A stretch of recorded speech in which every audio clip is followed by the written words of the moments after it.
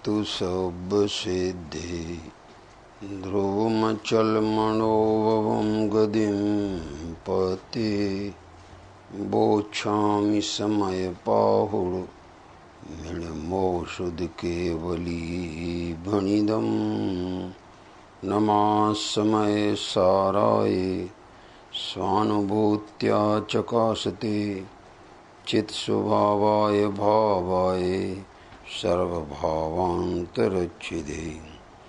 प्रकृते निज अनुभव करे सत्ता चेतन रूप सब ज्ञाता लखी के नमो समय सार सब भोग निज स्वरूप को परम रस जा में भरो अपार बनो परमानंदमय समय सारे अविकार अनंत धर्मणास्तत्वं पश्यन्ति प्रत्यगात्मनः अनेकांतमयी मूर्ति नित्यमेव प्रकाशिताम्।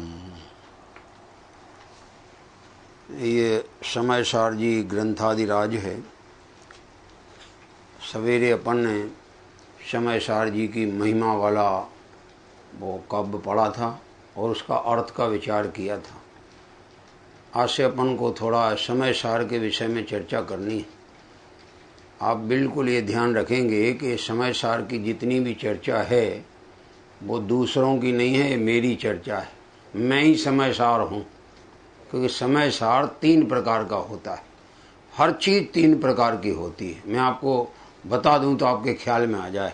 एक घड़ी है, ये घड़ी 3 प्रकार की है। एक तो मैंने इसको मुंह से बोला, शब्द से। क्या बोला? घड़ी। तो कौन सी घड़ी हुई वो? शब्द घड़ी। कौन सी घड़ी? शब्द घड़ी। उस शब्द घड़ी ने जिस पदार्थ को बताया, ये जो पदार्थ, ये हो गई अर्थ घड़ी, पदार्थ घड़ी। सही में है कि नहीं? वो शब्द घड़ी, ये हुई अर्थ घड़ी। और जिस ज्ञान ने उस शब्द के निमित्त से इस पदार्थ को जाना, वो जानने वाला ज्ञान, ज्ञान घड़ी। कितनी घड़ी हो गई? समझना ध्यान से जरा। एक तो इसका नाम लिया तो हो गया शब्द, एक घड़ी तो शब्द घड़ी। कौन सी घड़ी? शब्द घड़ी। उस शब्द का वाचक, वाच्य पदार्थ जो है, ये वस्तु है। ये वस्तु हो गई अर्थ घड़ी। अर्थ माने पदार्थ, ठीक है ना? और इस पदार्थ का जो ज्ञान हुआ हमारे को, वो ज्ञान में जो पदार्थ झलका, वो कौन हो गया? वो ज्ञान घड़ी। समझ में आया कि नहीं? तो घड़ी 3 प्रकार की हो गई। एक तो हो गई शब्द रूप, एक हो गई अर्थ रूप, और एक हो गई ज्ञान रूप। ठीक है ना? अब विचार करना जरा। ये 3 प्रकार की घड़ी हुई। इसमें शब्द रूप घड़ी तो जड़ है। कैसी है? और ये अर्थ रूप घड़ी भी कैसी है? जड़ है। लेकिन ज्ञान रूप घड़ी कैसी है? चेतन। सावधानी से समझना जरा, है ना? क्यों है चेतन? क्योंकि ये घड़ी का आकार जो ज्ञान में बना, वो आकार परिणमन किसका है? वो तो ज्ञान का परिणमन। और ज्ञान कैसा है? जड़ के चेतन, सदाकाल चेतन है ज्ञान। तो उसका परिणमन भी सदाकाल कैसा होगा? चेतन। तो वो घड़ी के आकार में जो ज्ञान ने परिणमन किया, वो परिणमन कैसा हुआ? घड़ी आकार का परिणमन चेतन का परिणमन हुआ। इसलिए वो घड़ी कैसी हुई? चेतन हुई। गजब बात है। ये तो हमने दृष्टांत दिया। अभी आत्मा के ऊपर अपन लगाते हैं। समय सार, शुद्ध आत्मा। समय सार कहो या शुद्धात्मा कहो, एक ही बात है। शाब्दिक अर्थ तो ऐसा है, समय कहते हैं, समय के बहुत से अर्थ हैं। आगम में 3 तो यही बताए हैं जो अभी हमने बताए हैं। ये मंगलाचरण में ही शुरू में आए हैं, उनमें से मैंने ये 3 तो अभी बताए हैं। और भी यहाँ लिखा है, देखिए ये पद नंबर देखिए इसका। तीसरे पद के बाद जो चौथा पद चालू होता है, उसमें देखिए आप, इसमें लिखा है शब्द अर्थ और ज्ञान। लिखा ना? शब्द अर्थ और ज्ञान समय त्रय आगम गाए। आगम में 3 प्रकार के समय बताए गए हैं, शब्द समय, अर्थ समय और ज्ञान समय। आया कि नहीं आया? मत को भी समय कहते हैं, सिद्धांत को भी समय कहते हैं, और काल की जो एक पर्याय होती है, अविभागी पर्याय, उसको भी क्या कहते हैं? समय कहते हैं। तो समय के इतने अर्थ हुए, शब्द समय, अर्थ समय, ज्ञान समय, सिद्धांत, आगम और तुम्हारे से काल, इतने नाम, इतने अर्थ होते उसके। अब अपन को कौन सा अर्थ ग्रहण करना ये देखना है। एक ध्यान रखना, एक ही चीज के जब अनेक नाम हो तो अर्थ कैसे निकालना, कौन सा अर्थ निकालना। तो मैं एक दृष्टांत देता हूं। संस्कृत में सेंधव को, नमक का नाम सेंधव है। क्या है? नमक का नाम सेंधव। और घोड़े को भी सेंधव कहते। घोड़े का भी नाम क्या है? सेंधव। और नमक का भी नाम क्या है? सेंधव। अब किसी ने बोला कि सेंधव आने, नमक सेंधव लाओ, तो सेंधव का अर्थ क्या निकालना? घोड़ा निकाला जाए कि नमक निकाला जाए? क्यों निकालोगे नमक? पहले कारण तो बताओ नमक निकालने का अर्थ। पहले तो प्रयोजन तो ये देखो ना कि वो जिसने, राजा ने बोला है अपने मंत्री को सेंधव आना है, तो नमक बुलवाएगा, तो घोड़ा बुलवाएगा, कहीं जाना है। प्रसंग देखना चाहिए ना। तो राजा ने जिस प्रसंग में उसको बोला कि सेंधव आना है, तो अर्थ क्या निकालना? घोड़े को लाना। और भोजन के समय बोले कि सेंधव आना है, तो अर्थ क्या निकालना? तो नमक निकालना। तो प्रसंग अनुसार अर्थ निकालना होता है। यहां समय शब्द के 6 अर्थ बता दिए। शब्द समय, अर्थ समय, ज्ञान समय, आगम, सिद्धांत और काल, ये समय के 6 अर्थ बताए। अब इधर अपन को अपने में घटाना है। समझ में आएगा नहीं? तो अपने में घटाना है तो ये 3 तरीके से मेन घटाना। पहले तो एक तो शब्द समय, दूसरा अर्थ समय और तीसरा ज्ञान समय। और अभी समय अकेले में नहीं घटाना, समय सार। क्या? अब जरा इसका विचार अपन करते हैं। समय किसे कहते हैं? समय शब्द में 2 पद हैं, सम प्लस अय। सम माने सम्यक प्रकार, युगपत, एक साथ, और अय माने होता है परिणमन करे और जाने। क्या अर्थ होता है? परिणमन करे और जाने, उसका नाम समय। तो इसमें कौन आएगा? अकेले एक अर्थ करें कि जो परिणमन करे उसका नाम समय, तो 6 द्रव्य आ जाएंगे। ठीक है कि नहीं? क्योंकि 6 द्रव्य परिणमन करते हैं, इसलिए 6 द्रव्य परिणमनशील होने से समय का अर्थ 6 द्रव्य हो गया। लेकिन अब हमने दूसरा अर्थ निकाला, समय माने एक साथ परिणमे और जाने, तो 6 द्रव्य नहीं ग्रहण होंगे, इसमें एक ही द्रव्य ग्रहण होगा। कौन सा? जीव द्रव्य, क्योंकि वो परिणमता भी है और जानता भी है। इस समय का अर्थ हो गया एक साथ परिणमे और जाने, एक अर्थ ए हुआ। अब हमें समय का परिचय नहीं करना है, हमें समय सार का परिचय करना है। किसका परिचय करना है? समय सार। तो सार किसे कहते हैं? तो कहे द्रव्य कर्म, नो कर्म, भाव कर्म, इनका नाम है असार, और इनसे रहित आत्मा का नाम है सार। तो कैसा आत्मा समय सार हुआ? कि जिस आत्मा में द्रव्य कर्म नहीं है, नो कर्म नहीं है, भाव कर्म नहीं है, वो आत्मा क्या हुआ? समय सार हुआ। ठीक है ना? तो अब इस अपेक्षा विचार करो तो प्रगट समय सार कौन है? सिद्ध भगवान, क्योंकि उनके द्रव्य कर्म भी नहीं है, नो कर्म भी नहीं है, और तो प्रगट समय सार कौन कहलाएंगे? सिद्ध भगवान। लेकिन वो प्रगट दशा जो आई है, वो सामर्थ्य किसमें थी?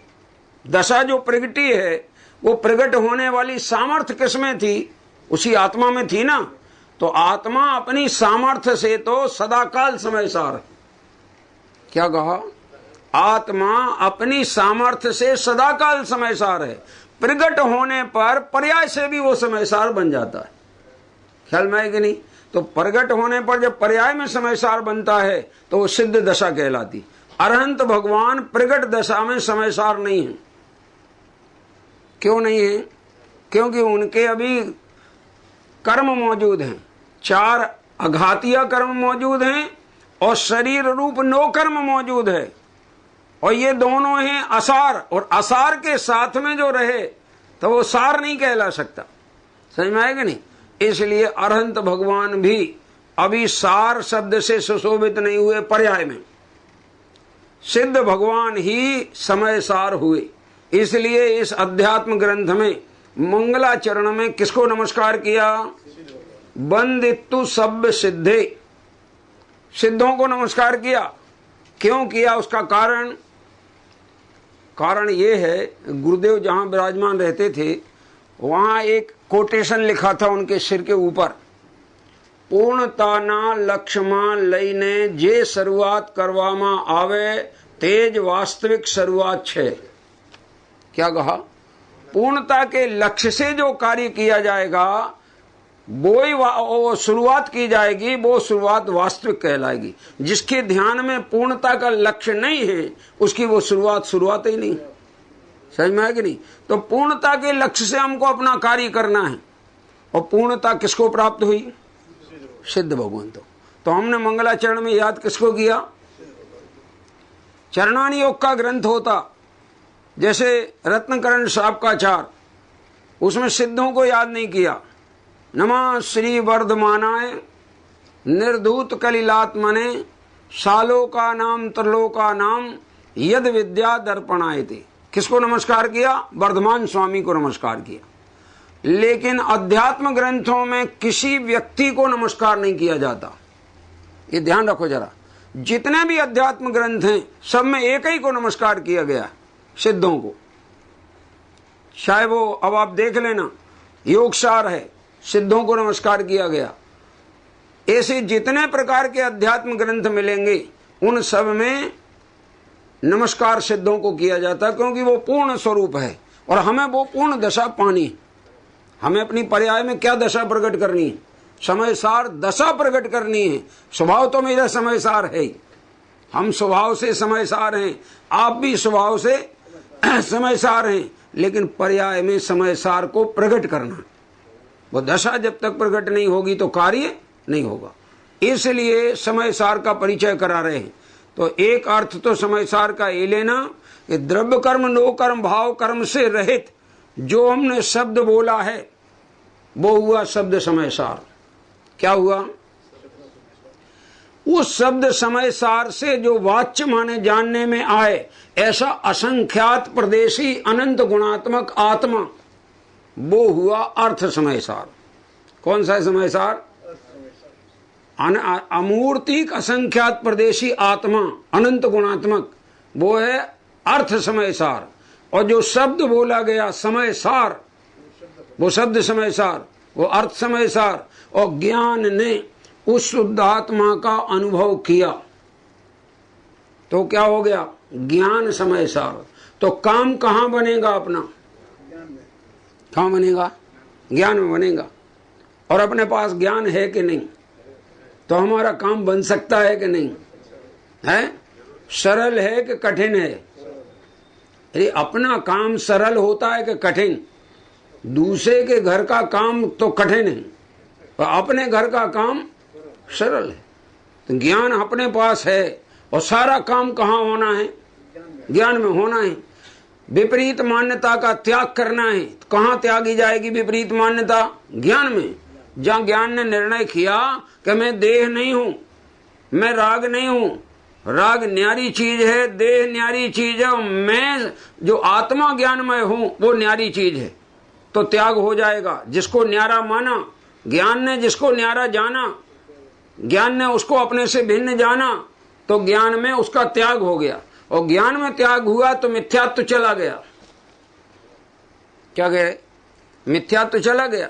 और मिथ्यात्व के जाने पर जो ज्ञान रहा वो सम्यक ज्ञान हुआ। और सम्यक ज्ञान के साथ में अब जो भी तुम्हारा आचरण होगा वो क्या नाम पाएगा? सम्यक चार्थ नाम पाएगा। तो वो मोक्ष मार्गी हो जाता है। ख्याल में है कि नहीं? मगर ये सारी बात ज्ञान में ही चलेगी। ज्ञान से ही त्याग होता है ज्ञान से ही वस्तु का भेद ज्ञान होता है, ज्ञान से आत्मा की अनुभूति होती है, ज्ञान से श्रद्धा निर्मल होता है और ज्ञान की मग्नता में चारित्र होता है। ऐसे में सारा दारमदार जो है कहना चाहिए, सारा जो कुछ भी निर्भर है वो ज्ञान पर निर्भर है। सौभाग्य की बात तो यह कि सबके पास ज्ञान है। क्या कह रहे? कौन है ऐसा जिसके पास ज्ञान नहीं? सबके पास है ना। हमारे ख्याल में तो ऐसा लग रहा है यहाँ जितने बैठे सब ज्ञानी हैं। बोलो सत्य है कि नहीं? है कोई निषेध करने वाला कि मैं ज्ञानी नहीं हूं? है जो निषेध करेगा मैं उससे पूछूंगा कि तुम्हें कैसे पता लगा कि मैं ज्ञानी नहीं हूं? ज्ञान से। तो जिसके पास ज्ञान है वही तो ज्ञानी है। ज्ञानी किसको कहते हैं? जिसके पास ज्ञान है वो ज्ञानी है। आपके पास ज्ञान है कि नहीं? बोलो बोलो। है तो ज्ञानी हो क्या अज्ञानी? ज्ञानी हो। अब ज्ञानी क्या करता है ये मैं पूछना चाहता हूं। ज्ञानी क्या करता है? पर पदार्थ पर की क्रिया करता है, रागादि भाव की क्रिया करता है कि सारी क्रियाओं को जानता है? क्या करता है? तो जो जानने का काम ज्ञानी का है, अगर वो ज्ञानी होकर भी जानने का काम ना करे और पर का कर्ता बन जाए तो वो ज्ञानी होकर भी ज्ञानी है कि अज्ञानी है? बोलो जरा। हैं? तो अपन अभी तक ज्ञानी तो थे, लेकिन ज्ञानी बने रहे कि अज्ञानी बने रहे? हैं? अज्ञानी बने रहे। क्यों?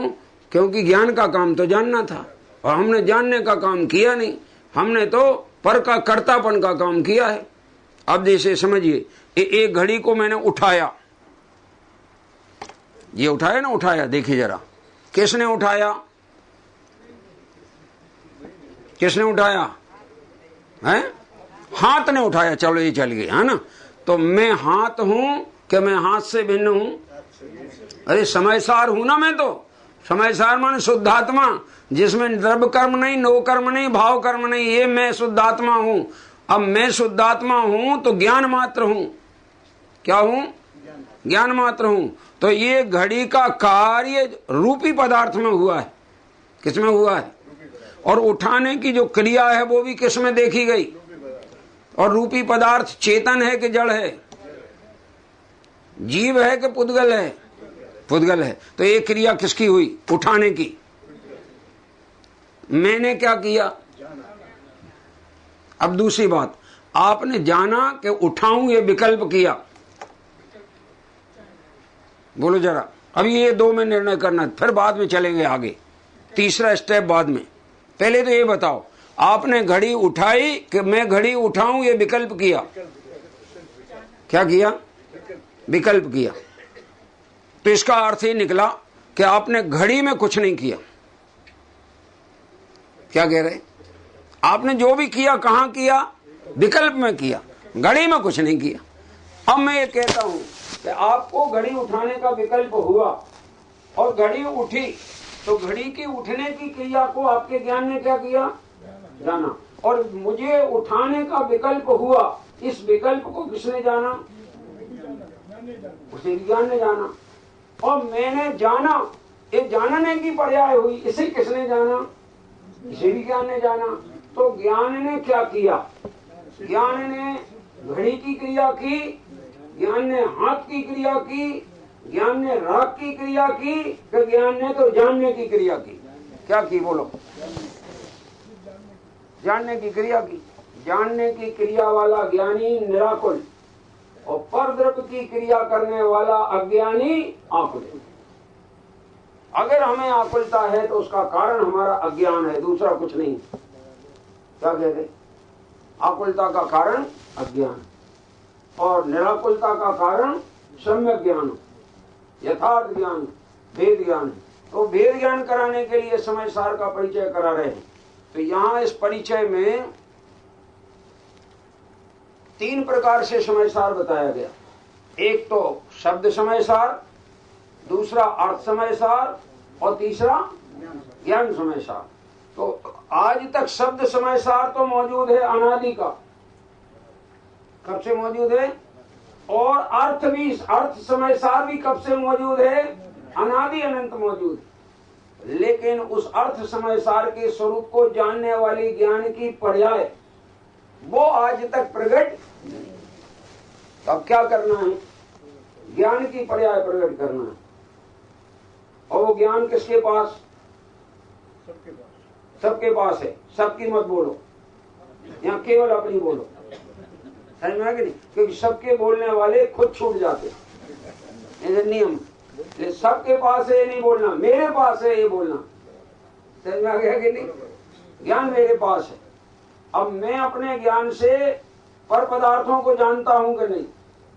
ये घड़ी को आपके ज्ञान ने जाना कि नहीं जाना, तो आपके ज्ञान ने ये भी जाना होगा ना कि मैं जानने वाला हूं। क्या जाना होगा, क्योंकि तो आपका ज्ञान इसे तो जान ले वे, और मैं कौन हूं ये ना जाने, तो वो ज्ञान है क्या, ज्ञान है। तो मैंने पर पदार्थ को तो जाना, पर जानने वाले को जाना कि नहीं जाना। मैं कौन हूं, जानने वाला हूं कि ज्ञेय हूं कि मैं ज्ञान हूं, मैं ज्ञान हूं। तो ज्ञान का काम जानने का है। अब गजब बात है, जानने में कितना मर्म है। देखिए आप जरा, जानने में त्याग होता है, जानने में सब चीज, दुख मिट जाते। कैसे मिटते दुख, देखिए। मान लीजिए कोई एक बालक दौड़ते चला जा रहा है रोड पर, 5 वर्ष का बालक, और वो किसी गाड़ी के धक्का लगने से गिर गया, एक्सीडेंट हो गया। लेकिन उसके कपड़े दूर से हमको ऐसे दिखे कि ये मेरा लड़का है। क्या दिखा, बोलो। अब आपको दुख होगा कि नहीं, होगा कि नहीं, बोलो। होगा। और आप दौड़ोगे उसकी तरफ बचाने के लिए, उठाने के लिए। और जब आप दौड़ के उसके पास गए और उसको देखा, तो कपड़े जरूर थे तुम्हारे बच्चे जैसे, लेकिन चेहरा देखा तो अरे ये तो कोई दूसरे का लड़का है। तो आपका दुख रहा कि मिट गया, बताओ बताओ। मिट गया। आया कहां से था, अज्ञान से। कहां से आया था, मिटा काय से, तो ज्ञान से दुख मिटता है कि नहीं। क्या कह रहे हैं, अनादिकाल से जीव दुखी है, किस कारण, अज्ञान से। अब सुखी होगा काय से, हैं, ज्ञान से सुखी होगा। मोह महामद पियो अनादि, भूल आपको भरमत बादी। ये आत्मा ने अनादिकाल से मोह रूपी शराब को पिया और अपने स्वरूप को भूल गया है और चतुर्गति में परिभ्रमण कर रहा है। तो अब परिभ्रमण को अगर मिटाना है तो जिसको तुम भूले रहे अनादिकाल से, उस मैं कौन हूं उसको पहचानो। अपना परिचय करना इधर दो। किसकी चर्चा चलेगी, अपनी चर्चा चलेगी। और गजब बात है, अपनी चर्चा में कभी विसंवाद नहीं होते और पर की चर्चा में कभी विसंवाद नहीं मिटते। क्या कह रहे, आप देख लेना, पर की चर्चा करो, पर की निंदा करो, पर की गुणगान गाओ तो राग द्वेष पैदा हो जाएगा। और अपनी चर्चा करो, अपने स्वभाव को देखो, अपनी कमजोरी को मिटाओ, कोई विरोध नहीं होगा और अपना काम हो जाएगा। समझ में आएगा नहीं। इसलिए यहाँ पर ये कहते हैं कि ये समय 3 प्रकार का है। उसमें मैं कौन सा समय हूं, अर्थ से देखा जाए तो मैं तो अमूर्ति का संख्यात प्रदेशी आत्मा हूं। ज्ञान से देखा जाए तो वो अमूर्ति का संख्यात प्रदेशी आत्मा का अनुभव रूप जो पर्याय है वो ज्ञान समय में हूं। और शब्द से देखा जाए तो उसको बताने वाले जो शब्द हैं वो शब्द समय कहलाते हैं। लेकिन मैं शब्द समय नहीं हूं, मैं तो अर्थ समय और अर्थ समय को जानने वाला ज्ञान समय। ठीक है कि नहीं। और अर्थ समय जब मैं ही हूं तो जानेगा कौन, मेरा ज्ञान। तो मैं मेरे को जानूं, इसमें तकलीफ क्या है, बोलो। कठिनाई है कि सरलता है, हैं? दर्पण अपन देखते ना, तो दर्पण में दिखता है चेहरा। किसका चेहरा, हैं? देखने वाले का, मेरा। देखने वाले का, देखने वाले के चेहरा ही नहीं होता। क्या कह रहे? देखने वाले के चेहरे ही नहीं होता, क्योंकि देखने वाला अमूर्तिक और चेहरा मूर्ति। तो सही कह रहे कि नहीं कह रहे? जरा सुनना ध्यान से। देखने वाला माने आत्मा। आत्मा मूर्तिक है कि अमूर्तिक है? अमूर्तिक। और जो दिखने वाला है वो कैसा है? मूर्तिक। और दिखने वाला मूर्तिक है और देखने वाला अमूर्तिक है। तो देखने वाले का चेहरा है कि कोई दूसरे का चेहरा है? किसका है? अपना है कि पड़ोसी का है? पड़ोसी। अब एक शब्द भूलना नहीं। तो जितनी शरीर की क्रियाएं होंगी वे सब पड़ोसी की क्रियाएं कहलाएंगी, क्योंकि मैं उसका पड़ोसी हूं, वो मेरा पड़ोसी है। मेरा स्वभाव अमूर्तिक ज्ञानमय है और इसका स्वभाव मूर्तिक स्पर्श रसगंध वर्णमय है। इसका परिणमन न्यारा है और मेरा परिणमन, अपन को जान के समझना है। आप अच्छी तरह विचार करते जाना। शरीर का जितना परिणमन है उसको मैं जानता तो हूं, लेकिन उसके परिणमन में फेरफार में कर सकता। और फेरफार नहीं करने का विचार मात्र जान लिया तो दुख नहीं होगा। ज्यों का त्यों जाने तो दुख मिट जाता है, और विपरीत जाने तो दुख बढ़ जाता है। क्या कह रहे? त्याग करना हो अपन को त्याग, तो ज्ञान में त्याग होता है। कैसे होता है? देखो दृष्टांत देते ज्ञान में त्याग कैसे होता है। विकारों का अभाव भी ज्ञान में होता है। दोनों के दो दृष्टांत आगम में आए। जैसे कोई व्यक्ति धोबी के घर अपना कपड़ा डाल के आया, चादर धुलने को डाल के आया, और वो चादर उसकी तैयार हो गई, धुल गई, अब वो खुद गया उठाने को, और वैसे ही चादर किसी दूसरे की थी सो लेके आ गया और आ करके ओढ़ के सो गया। किसकी मान के? चादर को किसकी मान के? अपनी मान के सो गया। अब वो है नहीं उसकी चादर, लेकिन वो किसकी मान रहा है? अपनी मान रहा है, सोया है। थोड़ी देर बाद उसका मालिक चादर लेने धोबी के यहाँ पहुंचा। धोबी से पूछा, उसने देखा, रही ये तो मेरी चादर नहीं, देखी इसमें तो किसी दूसरे का नाम लिखा। तो धोबी ने कहा गलती हो गई, अब भी अमुक व्यक्ति लेके गया है, शायद बदल गया है, उसके पास होगा आपका चादर। और ये तो ओढ़ के सोया था, बिल्कुल नींद में, गहरी नींद में सोया था। तो वो उसका मालिक उसके पास पहुंचा और उसकी चादर को खींचा और उसको जगाया। अरे जाग जाओ, जाग जाओ, क्या बात है भाई? ये चादर तुम्हारी नहीं है, मेरी है। अब उसे ये लगा कि ये इसकी कैसे हो गई, ये तो मेरी है। तो उसने कहा आप तो ये बताओ, आपकी चादर में आपका नाम पड़ा है कि नहीं? कहाँ पड़ा है? चलो देख लो इसमें किसका नाम पड़ा है। ज्यों कार्नर देखा उसका, तो उसमें तो अमुक दूसरे ही का नाम पड़ा था जो आ गया था। देखते ही साथ, अरे ये मेरी चादर नहीं है, गलती से मेरे पास आ गई। तो मैं पूछता हूँ, वो बड़े अभी ओढ़ के सोता रहे 1 घंटे और, पर चादर का त्याग हो गया कि नहीं? ये पूछो, बोलो है? हो गया कि नहीं हो गया? अब वो 2 घंटे बाद छोड़े तो भी और 1 दिन बाद भी देवे तो भी, मगर अब ग्रहण रहा कि त्याग हो गया? कहाँ हो गया त्याग? ज्ञान में त्याग। ज्ञान में विकारों का भी अभाव हो जाता है। एक वर्तमान योग में दृष्टांत आया, 2 भाई बचपन में ही पढ़ने को बाहर चले गए, सही में है कि नहीं? और पढ़ के आने के बाद जब वे पढ़ने बचपन में चले गए तो उनकी अनुपस्थिति में उनके घर में एक लड़की का जन्म हुआ जो कि उनकी बहन थी। लेकिन ये 10, 12, 15 साल बाद जब पढ़ के आए तो उस अपनी बहन को देखा तो वो बहुत सुंदर थी। इन दोनों का मन उसके प्रति आकर्षित हो गया और दोनों के मन में विचार आया कि इससे तो मैं शादी करूंगा। और वे दोनों भाई आपस में झगड़ने लगे, समझ में आया कि नहीं? तो गुरु आए और उनको बताया कि भाई तुम जो झगड़ रहे हो, किस बात पे झगड़ रहे हो? नहीं, ये कन्या मुझे पसंद है, मैं इसके साथ शादी करूंगा। दोनों ही इस बात पे लड़ रहे। तो गुरु ने कहा पहले तुम ये बताओ ये कन्या है कौन? कहीं ये मुझे नहीं मालूम, ये आप बताओ।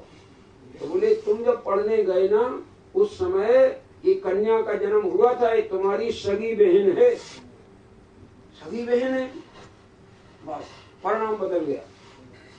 मालूम, दीक्षा ले ली और कुंथलगिरी से मोक्ष पधारे। कौन थे वे?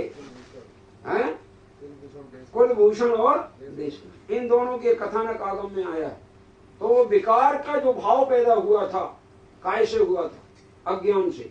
मिटा काय से? यथार्थ ज्ञान। ये मेरी बहन है, बहन के प्रति तो कोई विकार होता ही नहीं, कैसे विकार हो गया? यथार्थ ज्ञान होते विकार तो मिट ही गया, वैराग्य भी आ गया। क्या कह रहे? और वैराग आया, दिगंबर दशा धारण कर ली और कुंथल गिरी से तपस्या करके मोक्ष पधारे। कुलभूषण देशभूषण उनका नाम। मैंने 2-3 दृष्टांत दे दिए कि ज्ञान से विकार का भी त्याग होता है, ज्ञान से परवस्तु का ग्रहण वाला त्याग हो जाता है, और ज्ञान से ही दुख का अभाव होता है। यूं कहना चाहिए ज्ञान सर्व समाधान कारक है। कैसा है ज्ञान? सर्व समाधान। जितने तुम्हारी समस्याएं हैं उन सब का समाधान एक ज्ञान है, और वो अपने पास है। तो हम अगर मैं पूछना चाहूं कि आप लोगों की क्या प्रॉब्लम है, बताओ, हम समाधान कर देंगे। कोई सी भी प्रॉब्लम हो उसका समाधान करेंगे। क्या प्रॉब्लम है? सुखी हो कि दुखी? बोलो बोलो। अभी आप यहाँ बैठे सज्जन, सुखी हो कि दुखी? स्वभाव से सुखी हो, और आनंद नहीं आता तो सुखी काहे के हो? तो झूठा बोल रहे हैं आप कि हम सुखी हैं। सुखी है तो आनंद आना चाहिए। आनंद नहीं आता है तो सुखी हो, ये भ्रम दूंगा। ठीक है नहीं? अब मैं ये पूछता हूं कि आप जिनवाणी सुनने आए, दुखी होने के लिए कि सुखी होने के लिए? बोलो बोलो। सुखी होने के लिए। इसका अर्थ क्या निकला? कि आप दुखी थे। क्या अर्थ निकला? हैं, और थे नहीं, आप कह रहे हैं। मन में ये कह रहा हूं, जैसे ये समझ में आएगा तो आप दुखी नहीं रहोगे, आप सुखी हो जाओगे। कल में अब हो तो फिर ये बताओ किस बात का दुख है? मैं अभी दूर करता हूं, आपके दुख को मिटा दूंगा अभी सबके सामने। और आप दुख बताओ क्या है आपका? किस बात का दुख? पैसे की कमी है, पांचवेंद्रिय के विषयों की कमी है, इच्छानुकूल वस्तु का परिणमन नहीं हो रहा है, कि किस बात का दुख है ये हमें बताओ। बताओ भाई, किसी को कोई दुख हो तो बताओ ना। हिलू का डर है, हमको तो वहां से आने नहीं दे रहे थे लोग। मुंबई मत जाओ। आपका डर लगता है, आपका दुख लगता है। क्या कहते हैं? आपका डर लगता है। किसका? आपका। हमारा। हाँ। हम आदमी हैं कि और कोई? मनुष्य तो इतना पावरफुल है कि वो किसी से नहीं डरता। सही में है कि नहीं? और डर होता वो अज्ञान में होता है, ज्ञान में कभी डर नहीं होता। कहाँ डर होता है? अज्ञान में। इसका अर्थ है अगर आपको डर लग रहा है माने आपको अज्ञान है, और अज्ञान अगर दूर हो जाएगा तो डर मिट जाएगा। आपके घर में अंधेरा हो कमरे में, और एक रस्सी पड़ी हो, और आपको भ्रम हो जाए कि सांप है, तो आप घर में घुसोगे? कब तक नहीं घुस सकते? जब तक भ्रम दूर ना हो जाए। ऐसे में भ्रम कब तक दूर नहीं होगा? कि जब तक वहां प्रकाश करके देख ना लिया जाए। और जब प्रकाश करके देखा, अरे ये तो रस्सी है, फिर डर लगेगा कि निकल जाएगा। आया कहां से डर? अज्ञान से, भ्रम से। मिटा काय से? ज्ञान से। तो अभी आपको एक भ्रम है, ये देह आपकी है कि पराई? बोलो। शरीर अपना है कि पराया? देह का। और आप आपके। इसका अर्थ है कि देह आपकी नहीं, आप देह के नहीं। यही अर्थ निकला कि नहीं? मैं हूं, तू है। ख्याल में है कि नहीं? यानी ये देह तो रूपी है, मैं अरूपी हूं। ये देह में ज्ञान नहीं है, मुझ में ज्ञान है। मैं अनादि अनंत हूं, और ये देह तो नवीन संयोगी है, और नवीन इसका वियोग भी हो जाएगा। ख्याल में है कि नहीं? इसलिए देह मेरी है तो मेरे से भिन्न है, नजदीक में है इसलिए पड़ोसी है। देह को पड़ोसी क्यों कहा? नजदीक है, एक क्षेत्रावकाश संबंध है इसलिए पड़ोसी है।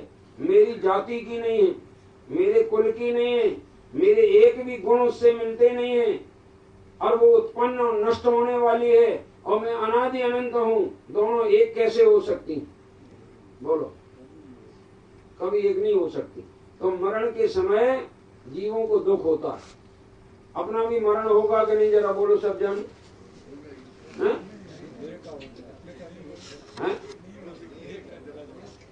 किसका होगा मरण? देह तो तुम्हारी है ही नहीं, वो तो पड़ोसी। तुम्हारा मरण होगा कि नहीं, ये पूछना चाह रहे हैं? मैं अनादि अनंत हूँ, अनादि का जन्म नहीं होता और अनंत का मरण नहीं होता, और मैं अनादि अनंत हूँ, तो मैं जन्म मरण वाला हूँ कि जन्म मरण से रहित हूँ? बोलो, जन्म मरण से रहित हूँ। मानता मैं अपने को कैसा हूँ? जन्म और मरण वाला मानता हूँ। तो मान्यता सही है कि गलत है? अब बताओ, गलत मान्यता से सुखी होगे कि दुखी? दुखी होते हैं।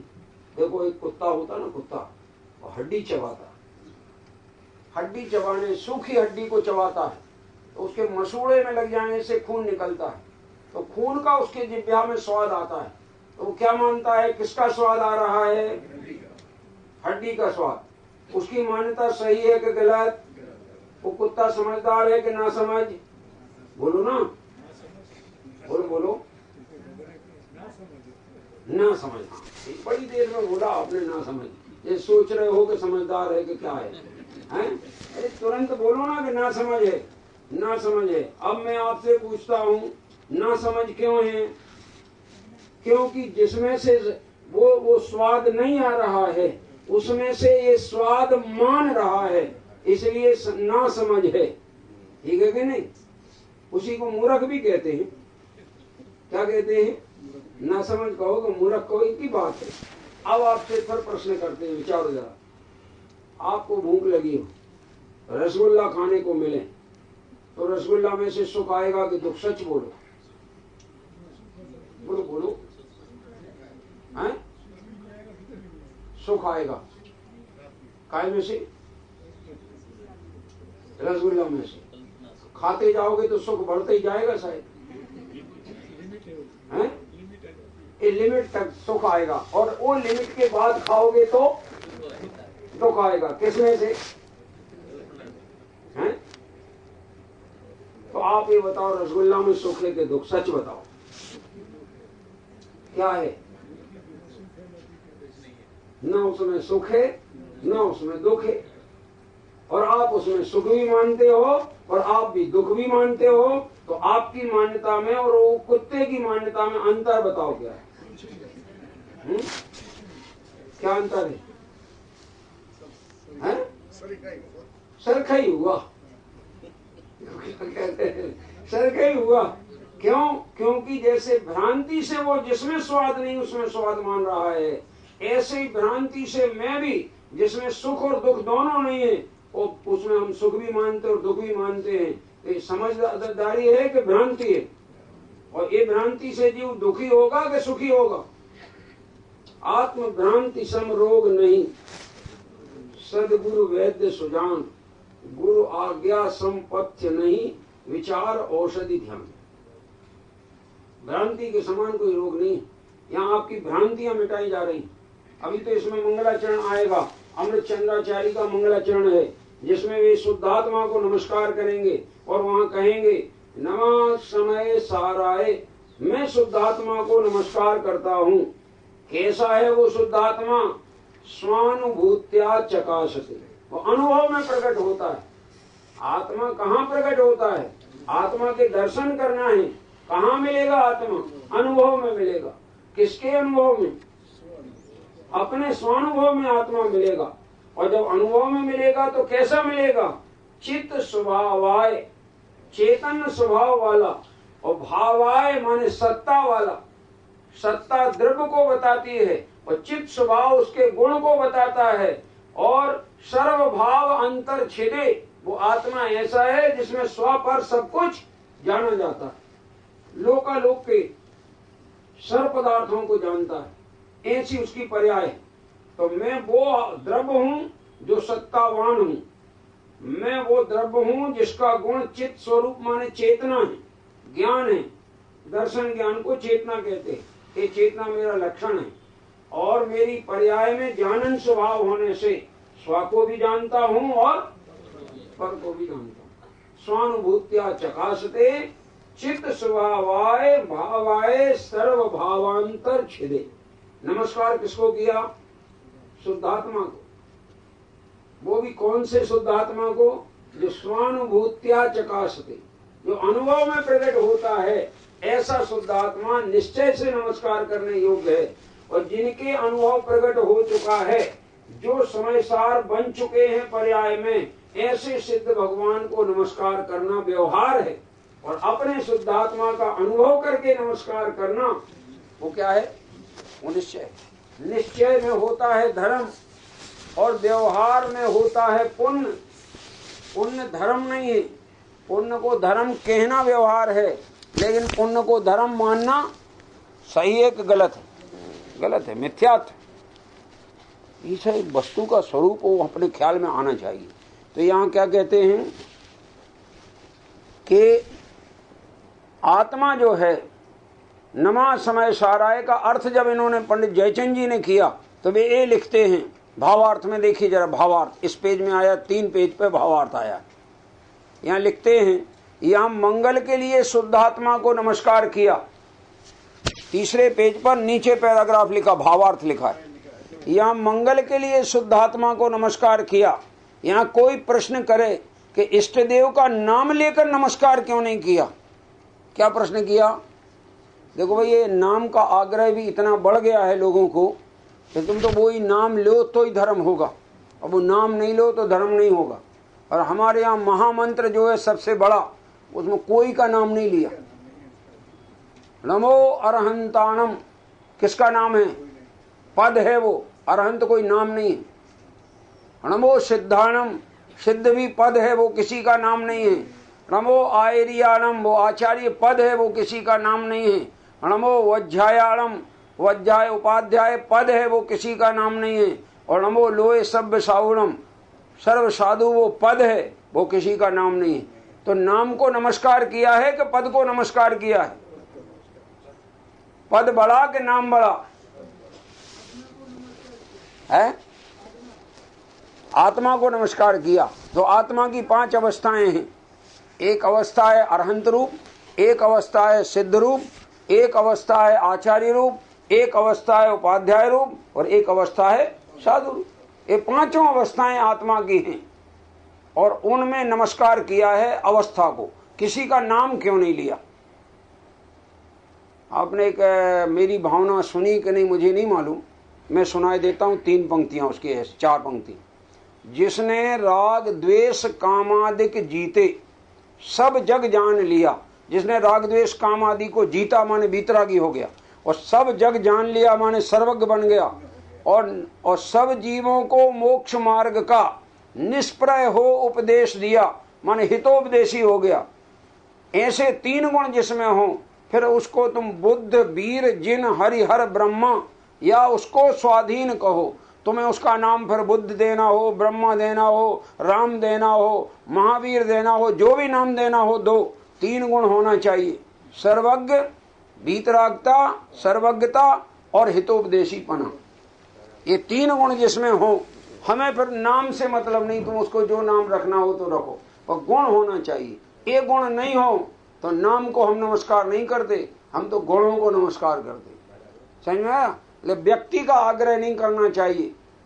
हमने अभी अभी एक अंग्रेजी का एक कोटेशन पढ़ा, ये बहुत सुंदर लिखा है। कोटेशन में वाइज माइंड्स, जो होशियार दिमाग वाले लोग हैं, wise minds talk of principles. किसकी चर्चा करते हैं वे? सिद्धांत की चर्चा करते हैं। और फिर लिखा average minds talk of principle की बात ना करके वे इवेंट्स घटनाओं की चर्चा करते हैं। And small mind talk of people. बताइए, जो सबसे कम कहना चाहिए नीचे स्तर के माइंड वाले हैं वे व्यक्ति की चर्चा करते हैं। जो थोड़े ऊंचे स्तर वाले एवरेज वाले हैं वे व्यक्ति की नहीं घटनाओं की चर्चा करते हैं। और जो ऊंचे से ऊंचे स्तर वाले हैं वे ना व्यक्ति की चर्चा करते ना घटना की चर्चा करते, वे सिद्धांत की चर्चा करते। क्या कह रहे? तो अपने को क्या महत्वपूर्ण है? सिद्धांत महत्वपूर्ण है। कोई हमसे कहे क्यों आप मुनि को मानते हो कि नहीं, देव को मानते हो कि नहीं, गुरु को मानते हो कि नहीं, शास्त्र को मानते हो कि नहीं? हमने कहा हम सबको मानते हैं, पर तुम समझो हमसे गुरु का लक्षण क्या है, शास्त्र का लक्षण क्या है, देव का लक्षण क्या है। जो देव के लक्षण को नहीं जानते वे देव को नहीं मानते, जो गुरु के लक्षण को नहीं जानते वे गुरु को नहीं मानते, और जो शास्त्र के लक्षण को नहीं जानते वे शास्त्र को नहीं मानते। क्योंकि लक्षण को जाने बिना सही मानना होता ही नहीं। क्या कह रहे? आपसे मैं पूछता हूं आप देव को मानते हो कि नहीं? बोलो भाई, हैं? मानते हो? क्या है देव का लक्षण? क्या है? बहुत बढ़िया, वीतरागता और सर्वज्ञता। वीतरागी के कोई दोष नहीं होता, कोई परिग्रह नहीं होता, और सर्वज्ञता जिसके है उसके कोई अज्ञानता का अंश नहीं होता। ठीक है ना?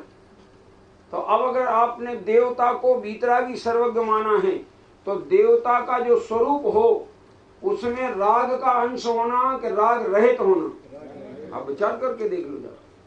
अगर राग का अंश झलकेगा तो वो भगवान का रूप नहीं हो सकता। समझ में आ रही कि नहीं बात? ऐसा हमने अपने 8वीं शताब्दी में अकलंक व निकलंक हुए, नाम सुना हो आपने? अकलंक व निकलंक। वे किसी बौद्ध गुरु के पास पढ़ते थे, और बौद्ध गुरु से शायद बात समझाते नहीं बना, अनेकांत समझाते नहीं बना, उन्होंने कुछ गलत कर दिया।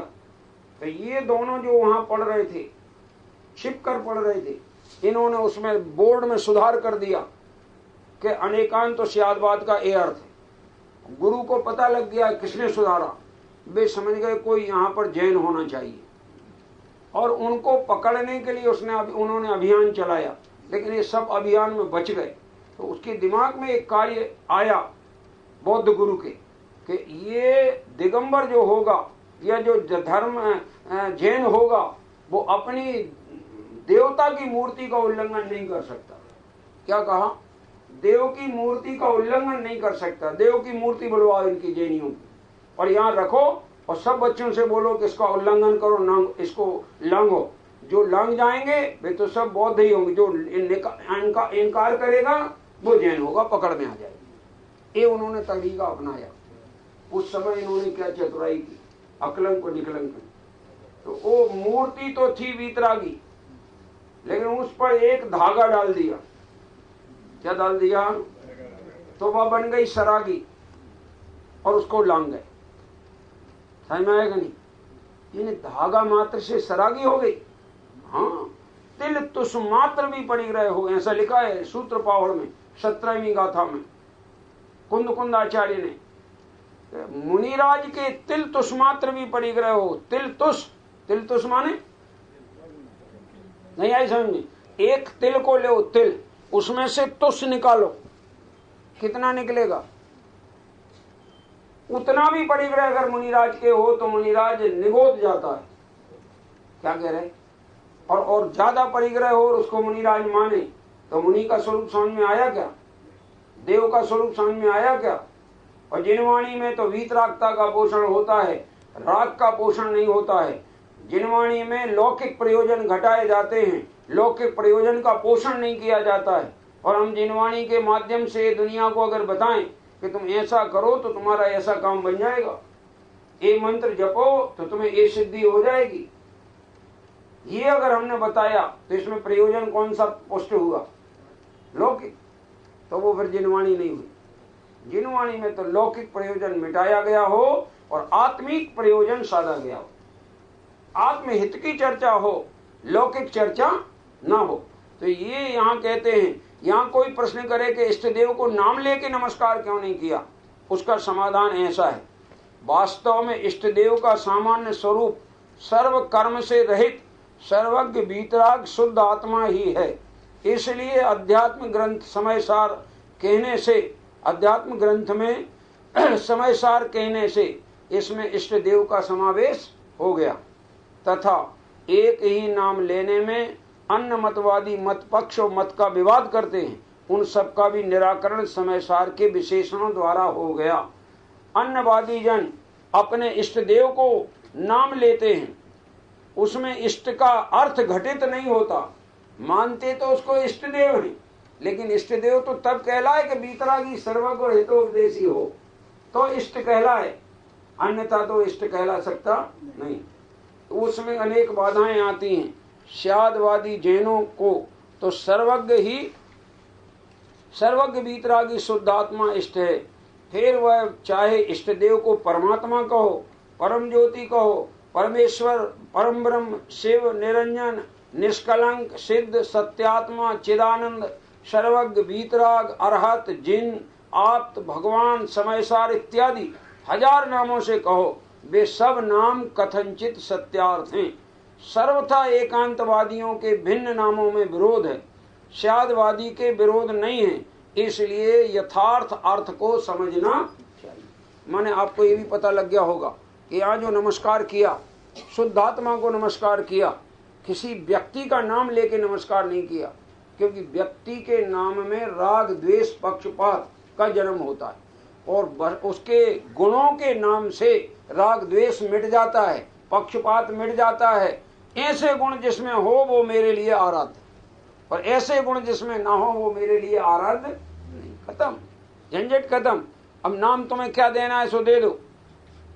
देखो गांधी जी ने एक वो भजन निकाला था, और भजन में ये आया था, रघुपति राघव राजा राम पतित पावन सीताराम, और उसमें एक शब्द डाला उन्होंने, अल्लाह ईश्वर तेरे नाम, ऐसा लिखा उन्होंने, है ना, सबको सन्मति दे भगवान, ऐसा उन्होंने लिखा।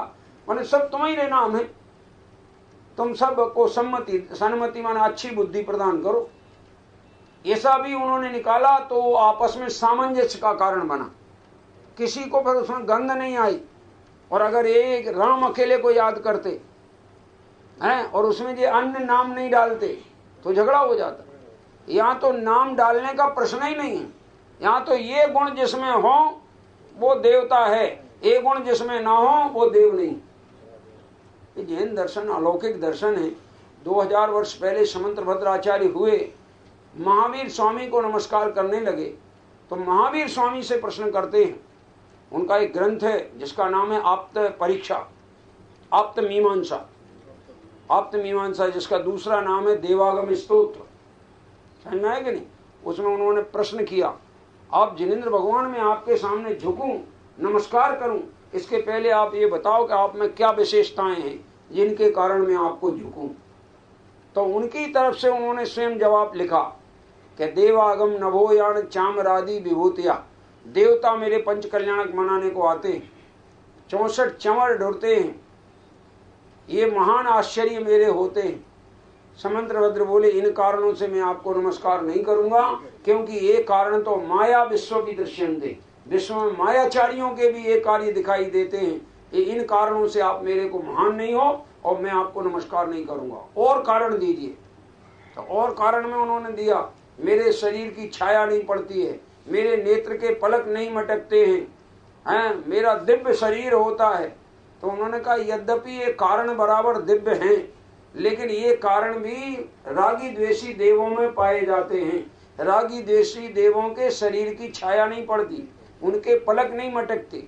इतने कारण से मैं आपको सच्चा देव मानने तैयार नहीं हूं, मैं आपको नमस्कार नहीं कर सकता।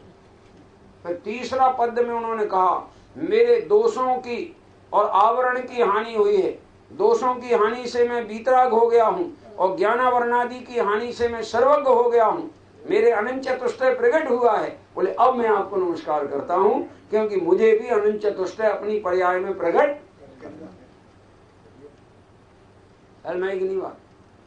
इसलिए जैन दर्शन में पक्षपात मिटाओगे तब तो आत्म कल्याण कर पाओगे, और पक्षपात रखोगे तो पक्ष रहने वाला नहीं। जिसके नाम से तुम पक्ष कर रहे हो वो तुम छोड़ के तुम चले जाने वाले हो, फिर किसका पक्ष करोगे? हैं? इसलिए पक्षपात को मिटा देना चाहिए और निष्पक्ष होकर आत्मा के स्वरूप को समझना चाहिए, क्योंकि आत्मा किसी पक्ष वाला है नहीं, आत्मा किसी जाति पाति वाला है नहीं, आत्मा तो ज्ञान वाला है, अमूर्तिक है, असंख्यात प्रदेशी है, जानने देखने के सिवाय उसका दूसरा कोई काम ये काम करता है आत्मा। तो इस तरह से यहाँ एक समय सार के विशेषण बताए, और विशेषण बताने के बाद एक पद और आया। ये तो हो गया नमस्कार का पद, अमृत चंद्राचार्य की टीका का ये पद है। दूसरा पद जिनवाणी को नमस्कार किया। कैसी है जिनवाणी जिसे हम नमस्कार कर रहे हैं? तो यहाँ लिखा, अनंत धर्मणास तत्वम पश्यन्ति प्रत्यगात्मना अनेकांतमयी मूर्ति नित्यमेव प्रकाशतम। यानी जिन जो सरस्वती देवी है, जगत में सरस्वती की कल्पना की गई है। वह बीणा वादनी होती है, सफेद वस्त्र पहनती है, सिंह तुम्हारे हंस पे सवार होती है, इत्यादि कल्पनाएं की गई, लेकिन वे कल्पनाएं साची नहीं। जिनवाणी कौन है? सरस्वती का स्वरूप क्या है कि वो अनंत धर्मनाश तत्व, आत्म तत्व अनंत धर्मात्मक है। कैसा है? आत्मा में कितने धर्म हैं? अरे आत्मा ही में नहीं, जगत के जितने द्रव्य हैं वे सब अनंत धर्मात्मक है। हर द्रव्य, पुद्गल भी अनंत धर्मात्मक है, धर्म अधर्म आकाश काल भी अनंत धर्मात्मक है, और जीव भी अनंत धर्मात्मक है। और अनंत धर्मात्मक जीव को परद्रव्यों से जो भिन्न देखता है वो जिनवाणी है, वो सरस्वती है, और परद्रव्यों से भिन्न दिखाती है वो भी जिनवाणी और सरस्वती है। तो यहाँ लिखा, अनंत धर्मनाश तत्वम, जिसमें अनेक धर्म हैं, ऐसा जो ज्ञान और वचन रूप मूर्ति सदा ही प्रकाश रूप हो, जो अनंत धर्मों वाला है, परद्रव्यों से परद्रव्य के गुण पर्यायों से भिन्न एवं परद्रव्य के निमित्त से होने वाले विकारों से कथनचित भिन्न एकाकार ऐसे आत्म तत्व को जो असाधारण सजातीय विजातीय द्रव्यों के विलक्षण निज स्वरूप को अवलोकन करती है, वह मूर्ति सरस्वती है, और उसे मैं नमस्कार करता हूं। अब मैं इसका खुलासा करूं जरा। हर वस्तु में अनंत धर्म होते हैं। एक कहा, आत्मा में कितने गुण हैं? अनंत गुण हैं आत्मा में, भले हम गिन ना सकें, पर आत्मा में गुण कितने हैं? अनंत हैं। भले कुछ गुण गिनाए भी हैं, अस्तित्व, वस्तुत्व, द्रव्यत्व, प्रमेयत्व, गुरुलोकत्व, प्रदेशत्व, ऐसे आत्मा के गुण, ज्ञान, दर्शन, सुख, वीर्य, क्रियावती शक्ति इत्यादि आत्मा के गुण गिनाए हैं। ये आत्मा के गुण गिनाए पर हैं तो कुल गुण कितने? अनंत। मगर कुछ प्रयोजन भूत को गिना दिया है। अब ये अनंत गुणात्मक वस्तु एक रूप है कि अनेक रूप है? अब बताओ जरा। हमारे कुछ प्रश्नों का आप जवाब दो तो अनेकांत और शायद भी समझ में आ जाएगा। मैं पूछ रहा हूं तो मान लीजिए वो कुंभकार का चक्र चल रहा है, ठीक है ना, चलता है, चल रहा है, तो वो वास्तव में चल रहा है कि स्थिर है? क्या जवाब? नहीं आई समझ। दूसरा उदाहरण, पंखा घूम रहा है, ठीक है ना, फैन घूम रहा, चल रहा है, तो अब बताइए वो फैन चल रहा है कि स्थिर है? बोलो जवाब तो दो। हैं? दोनों ही है, चल भी रहा है और स्थिर भी। चल रहा है इस अपेक्षा कि अपने आप में गतिमान है, स्थिर इस अपेक्षा वो अपनी जगह कभी छोड़ता, तो वो चल भी रहा है और वो स्थिर भी है। अब आपके विषय में पूछते हैं, आत्मा नित्य है कि अनित्य है? नहीं, दोनों है, नित्य भी है और द्रव्य स्वभाव से नित्य है और पर्याय स्वभाव से अनित्य है। अब आपसे पूछते हैं, अनित्य का स्मरण करोगे तो होगा दुख, और नित्य का स्मरण करोगे तो होगा सुख। क्यों? क्योंकि अनित्य तो टिकने वाला नहीं है, और ना टिकने वाले पर तुम दृष्टि टिकाओगे तो तुम्हारी दृष्टि भी चंचल हो जाएगी, तुम्हें दुखी कर देगी, और टिकने वाले पर दृष्टि जमाओगे तो तुम्हारी दृष्टि स्थिर हो जाएगी और तुम्हारा दुख मिट जाएगा। समझ में आएगी? तो स्वभाव को करना मुख्य, द्रव्य दृष्टि को करना मुख्य और पर्याय दृष्टि को करना गौण। तो पर्याय दृष्टि से दृष्टि हट जाएगी तो अनुभूति पर्याय की ना होकर किसकी होगी? स्वभाव की अनुभूति होगी। स्वभाव की अनुभूति में दुख नहीं होता और पर्याय की अनुभूति में सुख नहीं होता। क्या ख्याल में? इसलिए अगर सुखी होना है तो पर्याय को कर देना गौण और द्रव्य स्वभाव को कर देना मुख्य। इस तरह मुख्य गौण की व्यवस्था को कहते हैं श्यालवाद। और वस्तु में अनेक धर्म एक साथ रहते हैं, इसको कहते हैं अनेकांतवाद। वस्तु में धर्म एक साथ हैं लेकिन उनका कथन कोई अपेक्षा से किया जाता है, सर्वथा नहीं किया जाता है। तो हम आपसे पूछें, आप मनुष्य हो कि त्रियंश? बोलो, व्यवहार में बोलो, व्यवहार में बोलो, मैं ये बोल रहा हूं, है ना? मनुष्य हो, ठीक है ना? त्रियंश नहीं हो, मनुष्य हो। ये व्यवहार कथन हुआ। अब परमार्थ से विचार करो, आप मनुष्य हो कि आत्मा? बोलो, आत्मा। तो मनुष्य नहीं हो, इसका अर्थ ही निकला। तो मनुष्य बने का निषेध हो गया ना। पहले हमने असमान जाति पर्याय को पर्याय दृष्टि से देखा तो मैंने बोल दिया मैं मनुष्य हूं। अब मैंने अपने स्वभाव दृष्टि से अपने को देखा तो मैंने बोला मैं मनुष्य नहीं हूं, मैं मनुष्य से भिन्न ज्ञायक आत्मा। कौन हूं? ज्ञायक आत्मा। तब जो ज्ञायक आत्मा अनुभव करोगे तो सम्यक दर्शन हो जाएगा, सम्यक ज्ञान हो जाएगा, आत्मानुभूति हो जाएगी, वेद विज्ञान हो जाएगा, मोक्ष मार्ग प्रकट हो जाएगा। और अपने को अगर मनुष्य रूप अनुभव करोगे तो अनादि से मिथ्या दर्शन है और मिथ्या दर्शन पुष्ट हो जाएगा और उसके कारण अनंत संसार परिभ्रमण हो जाएगा। क्या कह रहे हैं? ये जैन दर्शन है, इसको समझना बहुत जरूरी है। अभी तो हमने दो गाथाओं के आधार से देव का स्वरूप और जिनवाणी का स्वरूप, और देव और जिनवाणी को नमस्कार पहले किया क्योंकि ये हमारे आत्म कल्याण में निमित्त है। निमित्त पहले सामने आएगा, काय के लिए कि इनके निमित्त से हमें परमार्थ समझ में आता है, इसलिए हम उनको सामने रखते हैं। हम गुरुदेव की वाणी सुनते हैं, पहले सुना क्यों? क्योंकि उनके निमित्त से हमें आत्मा समझ में आया। समझ में आएगा नहीं? लेकिन एक बात समझना कि उनके निमित्त से समझ में आया है तो किन को? कि जिनने समझने की कोशिश की उनको, ठीक है ना? जिनने समझने की कोशिश नहीं की उनको तो आज तक नहीं आया है। समझ में आएगा नहीं? तो वे निमित्त कब कहलाए? कि जब तुमने समझने का पुरुषार्थ किया और समझा तो गुरुदेव क्या बन गए? उसके समझने में निमित्त बन गए। हमेशा निमित्त तब कहलाता है कि जब उपादान का परिणमन हो तो निमित्त कहलाता है, और उपादान में परिणमन न हो तो निमित्त किसको कहा जाए? इसलिए गुरुदेव हमारे कल्याण में निमित्त हैं क्योंकि हमने कल्याण के मार्ग को स्वयं समझने की कोशिश की। हम सब समझे कल्याण का मार्ग तो अपना कल्याण का मार्ग प्रशस्त होगा। इसकी विशेष चर्चा अपन गाथा वाली चर्चा सवेरे से प्रारंभ करेंगे। जो मूल गाथाएं हैं हम आपको पहले तो गाथा का सामान्य अर्थ बता देंगे। मेरा ऐसा लक्ष्य है कि मैं कुंद कुंद आचार्य की जो 12 गाथाएं वो 12 गाथाएं आपके ज्ञान में आ जाएंगी, ऐसा मैं कोशिश कर दूंगा। और एक बार में पहले तो 12 गाथाओं का अर्थ बता दूंगा, बिल्कुल ऐसा अर्थ बताऊंगा कि जिसको आप याद रख सकोगे। फिर एक एक गाथा की गहराई में चलूंगा और उस गहराई के आधार से 6वीं गाथा का अर्थ करना है, जो गाथा पूरे समय सार की आधारभूत गाथा है, जिसमें सारा शुद्धात्मा का मार्ग दर्शाया है, अलौकिक परिचय कराया है आत्मा का। और वो एक बार परिचय हो गया संसार का अभाव हुए बिना रहेगा नहीं। इसकी चर्चा अपन विशेष बाद में करेंगे।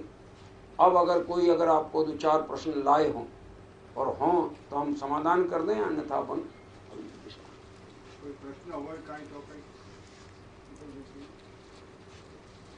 नमस्कार मंत्र जो है उसमें 5 अर्यंत सिद्ध आचार्य उपाय, उसमें आणम आता है। अर्यंत आणम, सिद्ध आणम, आयर आणम, बस सब में 5 में। तो आज्ञा को नमस्कार नहीं किया? आज्ञा को नमस्कार है ना? किसको? आज्ञा आज्ञा पंच परमेष्टि जो है उनकी आज्ञा को नमस्कार है। सुनिए, अर्थ आपको बता दें ये है प्राकृत गाथा। प्राकृत के अर्थ को संस्कृत में और हिंदी में दोनों में बताई देती। नमो अरहंताणम, इसको संस्कृत में कहते हैं नमो अरहंताणम, यानी अरहंतों को नमस्कार हो। नमो अरहंतान, अरहंतों को नमस्कार हो। नमो सिद्धाणम, और नम शब्द जो आता है संस्कृत में ना के लिए ना प्रयोग होता है, समझ में है कि नहीं? तो नमो सिद्धाणम माने नमो सिद्धानम, सिद्धेभ्या नमः सिद्धेभ्या, सिद्धों को नमस्कार हो।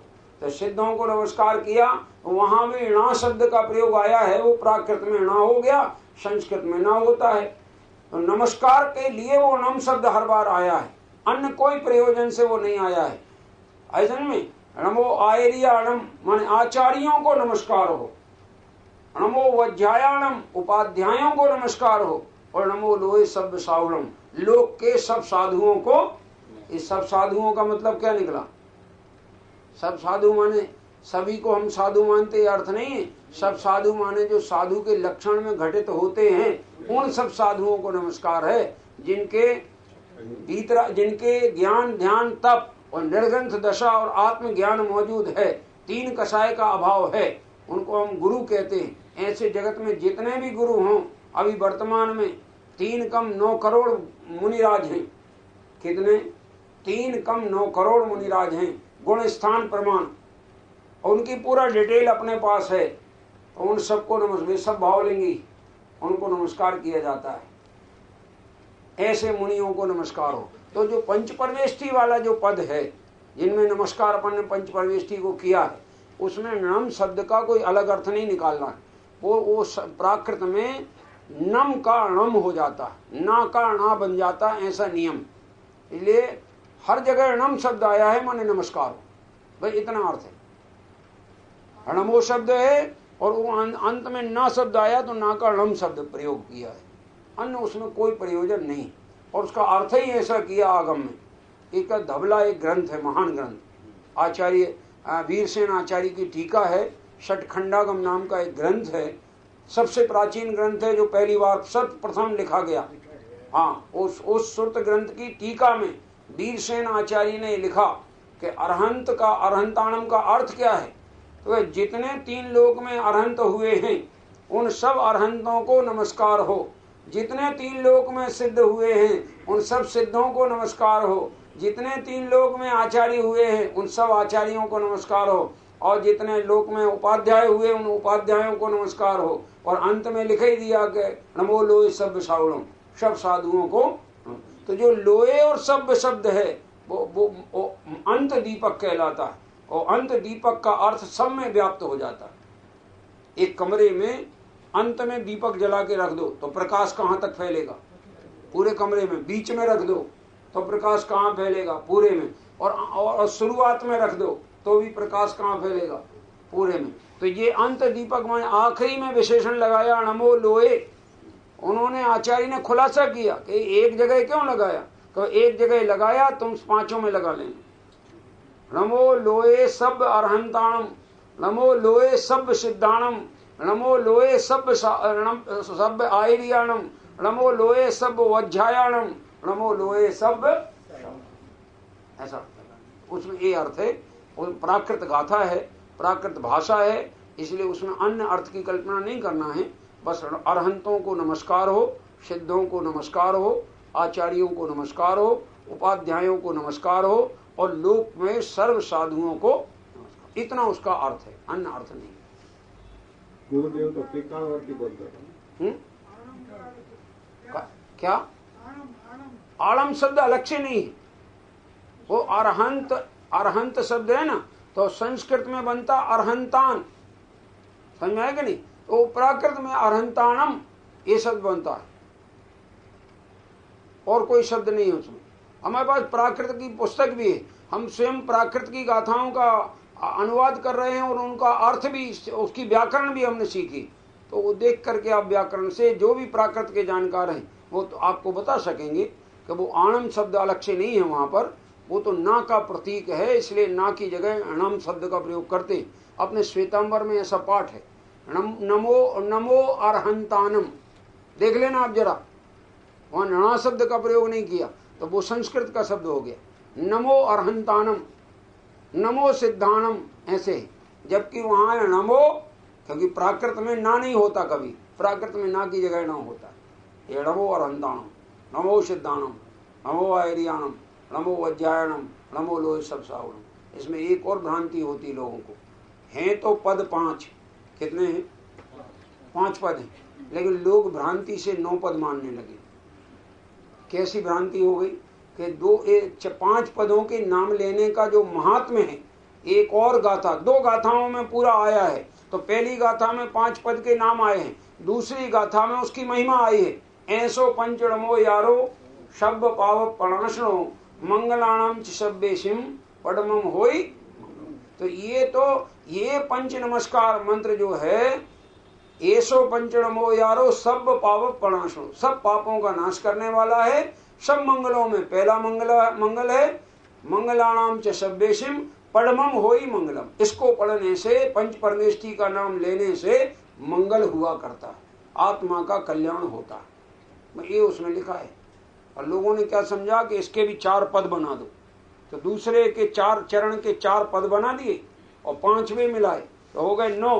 तो मान लिया 9 पद हैं, इसलिए इसको नवकार कहते। 9 पद के कारण नवकार नहीं कहते, नमस्कार किया गया है पंच परमेष्ठी को, इस कारण उसका नाम है नमोकार मंत्र। समझ में आएगी? तो बहुत बातें हैं।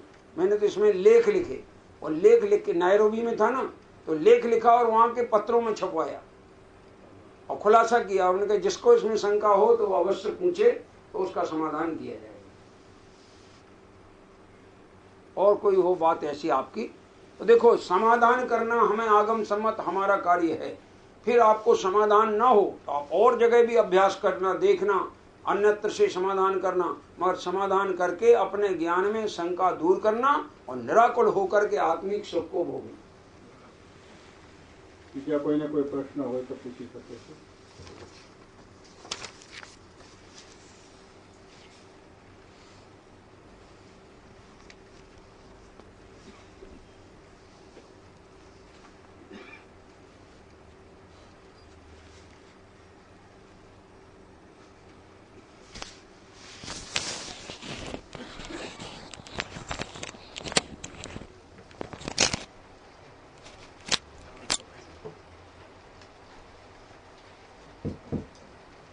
કાલે સવારે 9 વાગ્યાથી 9 થી 11:30 સુધી પ્રવચન રહેશે. સવારે પહેલા ગુરુદેવનું વિડીયો ટેપ રહેશે, પછી ઉત્તમચંદજી પંડિતજીનું પ્રવચન રહેશે.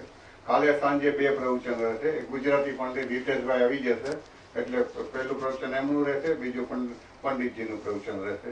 વિડીયો ટેપ રેગ્યુલર આપણે 6 દિવસ ચાલશે. एक काम और आप करें, ये जब अपना समाप्त होता है शास्त्र, मन खड़े होके बस एक पद बोले, शाद वाद नए षट द्रव्य गुण पर्याय और प्रमाण का, जड़ कर्म चेतन बंध का अरुबंध के अवसान का, कहकर स्वरूप यथार्थ जग का जो किया उपकार है, उसके लिए जिनवाणी माँ को वंदना शतवार है। ऐसा बोलना चाहिए। आपको याद ना हो तो मैं बोल दिया करूंगा, आप सुन लिया करें, और ये वंदना करने के बाद आप 9 बार नमोकार मंत्र पढ़ें। ये 9 बार नमोकार मंत्र पढ़ने की बड़ी महिमा है। इसको कायोत्सर्ग बोला जाता है। अगर 9 बार आपने पंच परमेष्ठी को याद किया और 9 बार के बीच में अपना आत्मा याद हो गया तो कायोत्सर्ग हो जाता है, काया का त्याग हो जाता है और आत्मा की अनुभूति होती है। इसको कायोत्सर्ग कहते हैं।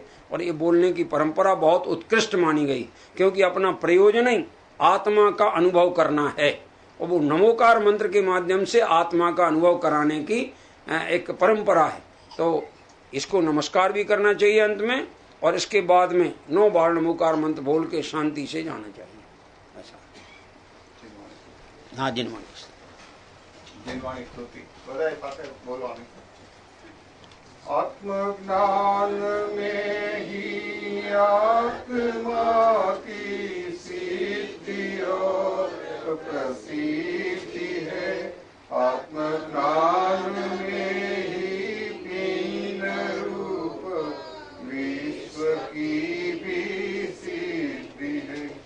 आत्मज्ञान ही ज्ञान है आत्मज्ञान ही बस ज्ञेय है आत्मज्ञानमयि ज्ञाता ही आत्मा ज्ञान ज्ञेय अभेद है दर्शाय सरस्वती देवी ने यह किया परम उपकार है निज भाव में ही स्थिर रहूं मां वंदना स्वीकार है निज भाव में ही स्थिर रहूं मां वंदना अविकार है। 9 और 9 का मंत्र।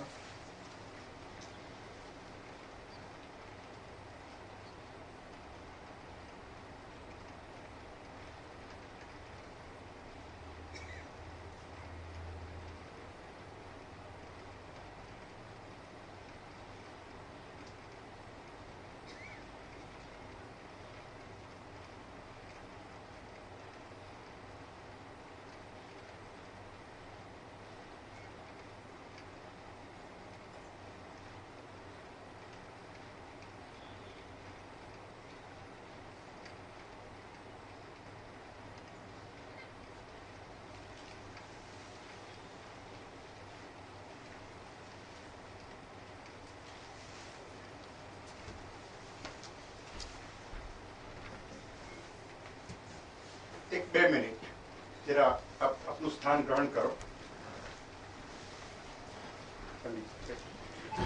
પ્રણામ। જય જિનેન્દ્ર। જૈન અધ્યાત્મ સ્ટડી સર્કલ વિલે પાર્વા દ્વારા આયોજિત પર્યુષણ દરમિયાનની આ વ્યાખ્યાનમાળામાં આપ સર્વે તેમજ આપણા સર્વેના खूब ज आदरणीय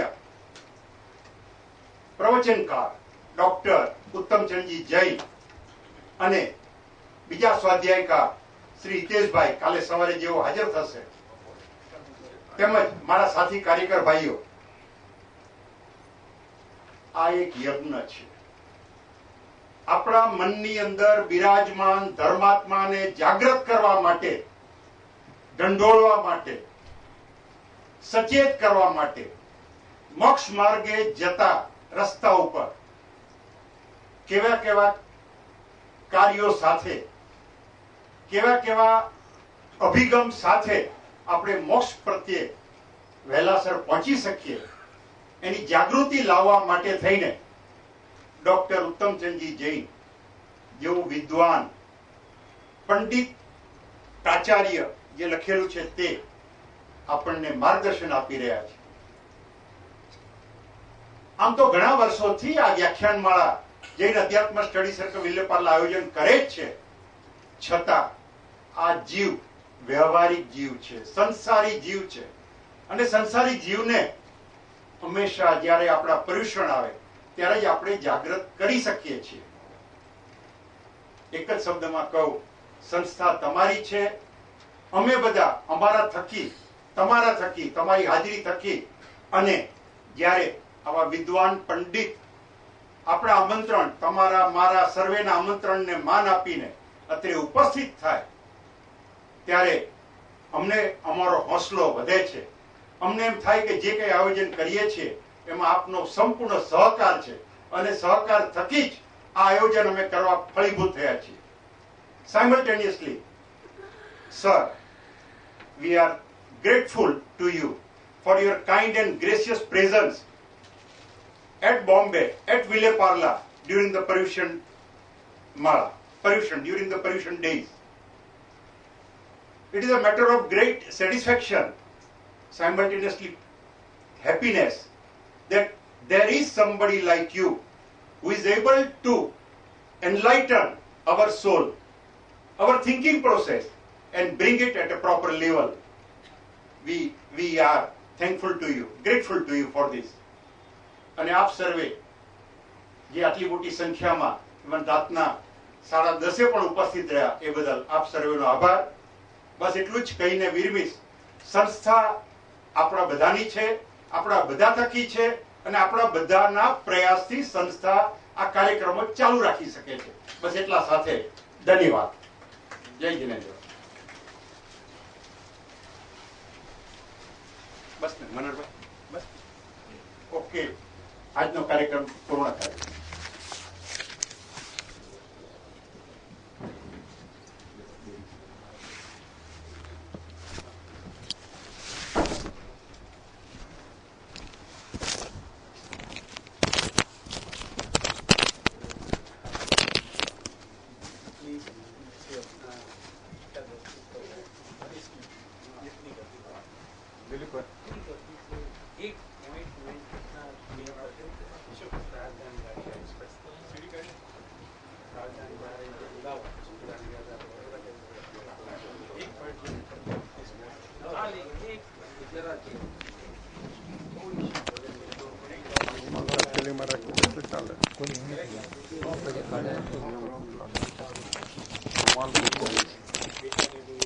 બોલાઈ હતી પણ આજ તો જાગી